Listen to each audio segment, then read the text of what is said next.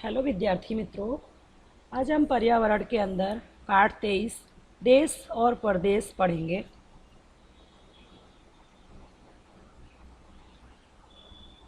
यह Abu Dhabi जाने की बात यहाँ पे हो रही है। आबू धाबी अरब इमारत की राजधानी है। आबू धाबी अरब इमारत की राजधानी है। यह बहुत पैसों वाला देश है। यहाँ पर पेट्रोल सस्ता और पानी महंगा मिलता है। यहाँ पर खजूर का फल अधिक मात्रा में पाया जाता है। हमारा भारत देश एशिया महाद्वीप में आता है। आज हम जानेंगे, इस पाठ में देखेंगे कि आबू धाबी यूएई का यह देश है। इसके बारे में जानेंगे। इस पाठ में यहाँ की वायु, जलवायु, पेड़ पौधे, इमारत, लोगों का पहनाव यानी पोशाक और खान पान, इन सभी की जानकारी इस पाठ में लेंगे। आज सुबह से ही झील के घर में चहल पहल है। अरविंद चाचा और उनका परिवार 5 सालों के बाद घर आ रहा है। 5 साल पहले अरविंद चाचा की आबू धाबी में नौकरी लगी थी, तभी वे वहाँ रहते हैं। झील और उनके पिताजी उन्हें लेने हवाई अड्डे पर गए। हवाई अड्डे के उतरने के बाद सभी यात्रियों को अपना सामान लेने में कुछ देर लगती है। आखिरकार अरविंद चाचा, नीता चाची और बच्चे हवाई अड्डे से बाहर आते दिखाई दिए। हैंसी और पल कितने बड़े हो गए हैं। पिताजी एकाएक बोल पड़े। सारा सामान गाड़ी में रखा और सब चल दिए झील के घर की ओर। झील ने कहा, हैंसी, तुम इतने लंबे सफ़र में बहुत थक गई होगी। पिताजी बता रहे हैं कि आबू धाबी बहुत दूर है। आबू धाबी यानी दुबई। ये लोग कहाँ जा रहे हैं? दुबई। अध्यापक के लिए ग्लोब या दुनिया के नक्शे में विविध प्रदेश दिखाइए। वहाँ के मौसम, जलवायु, वनस्पति इत्यादि पर चर्चा कीजिए। अरे नहीं, तो बिल्कुल नहीं थके। माना अबू धाबी यहाँ से बहुत दूर है, पर हवाई जहाज़ में हमें वहाँ पहुँचाने में सिर्फ 2 ही घंटे लगे।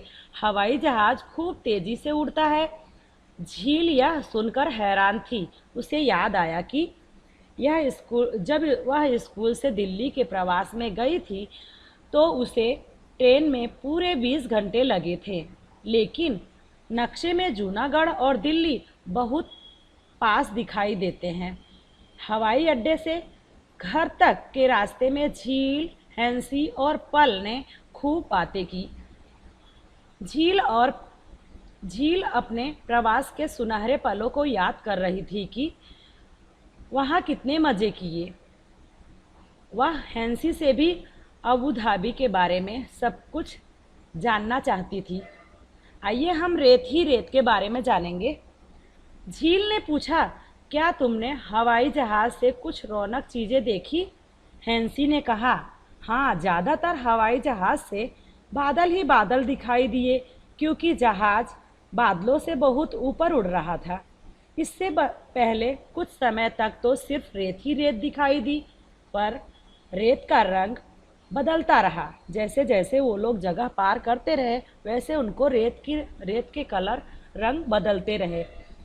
कभी सफ़ेद तो कभी भूरा, पीला, लाल और काला। हमें रेत के पहाड़ यानी टीले, ऊंचे ऊंचे पहाड़ जैसे दिखाई दिए। पल बोली, उन्हें रेत के टीले भी कहते हैं। जहाँ पर रेत इकट्ठा रहता है पहाड़ों की तरह, उसे रेत की टीले कहते हैं। मैंने तो केवल समुद्र के किनारे ही रेत देखी है। झील बोली, तब तो तुम्हें आबू धाबी जरूर जाना चाहिए। अरविंद चाचा ने कहा। अरविंद चाचा ने क्या कहा? तब तो तुम्हें आबू धाबी जरूर जाना चाहिए। आबू धाबी के आसपास के देश रेगिस्तानी इलाके में हैं। शहर से कुछ दूर जाने पर मीलों तक फैली हुई सिर्फ रेत ही रेत दिखाई देती है। ना पेड़ ना हरियाली, बस रेत, केवल रेत। वहाँ पे सिर्फ रेत ही रेत दिखाई पड़ता है। नीता चाची ने बताया, मैं गुजरात के अपने घर के आसपास की हरियाली को बहुत याद करती हूँ। बहुत लंबे अंतराल के बाद यह सब देखकर मुझे बहुत अच्छा लग रहा है। बारिश कैसी होती है? यह बात तो हैंसी और पल भूल ही गए थे, क्योंकि अबू धाबी में बारिश नहीं होता है, कभी कभार वहाँ पे बारिश होता है। आप तो जानते हैं कि रेगिस्तान में बारिश नहीं होती है। वहाँ सचमुच बहुत कीमती है, मतलब पानी बहुत कीमती है।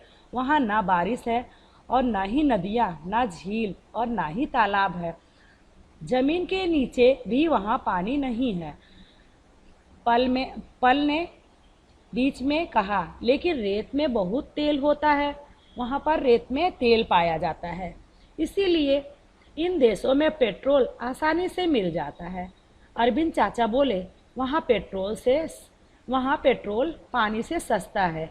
अबू धाबी यानी दुबई में पानी से सस्ता पेट्रोल है। बातें करते करते सभी झील के घर पहुंच गए। हैंसी और पल इतने फलों के पेड़ देखकर हैरान रह गए। केला, नारियल, कटहल, सुपारी, तरह तरह के पेड़। पल बोला, हमने तो एक ही तरह का पेड़ देखा है, और वो कौन सा? खजूर का, क्योंकि वहीं एक पेड़ है जो वहाँ रेगिस्तान में उगता है। वहाँ क्या पाया जाता है? खजूर। अबू धाबी में खजूर का पेड़ पाया जाता है। ठीक है बच्चों, मैं आज का वीडियो यहीं समाप्त करती हूँ। धन्यवाद।